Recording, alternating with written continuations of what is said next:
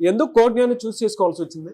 Placement assistance అయితే ఇక్కడ బెటర్గా చూపిస్తారు. బయట ఇన్స్టిట్యూషన్తో కంపేర్ చేస్తే ఇక్కడ ప్లేస్మెంట్ అసిస్టెన్స్ అనేది బెటర్గా ఉంది. సో మీ ఓకే. మీరు దేని మీద ట్రైనింగ్ తీసుకుంటున్నారు? Python full stock. Python full stock మీద తీసుకుంటున్నారు. ఓకే. ఇక్కడికి వచ్చిన తర్వాత రాకముందు మీలో మీరు చూసినటువంటి చేంజెస్ ఏంటండి?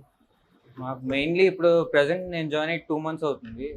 మాకు పైథాన్ కోర్స్ మీద అయ్యాయి అండ్ సాఫ్ట్ స్కిల్స్ మీద అయ్యాయి. ప్రజెంట్ ఎస్క్యూఎల్ మీద జరుగుతుంది. సో సాఫ్ట్ స్కిల్స్ నుంచి నేను కమ్యూనికేషన్ ఎలా ఇంటర్వ్యూ క్రాక్ చేయాలన్న కమ్యూనికేషన్ అనేది నేర్చుకున్నా.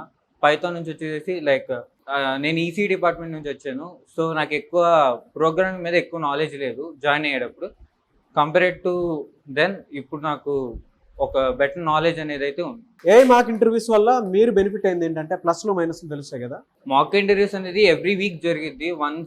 మంత్లీ వన్స్ అలా జరుగుతుంది. ఎవ్రీ వీక్ జరిగిద్ది. ఆ వీక్లో ఏదైతే టాపిక్స్ ఏవైతే మాకు జరిగాయో వాటి మీద జరుగుతాయి.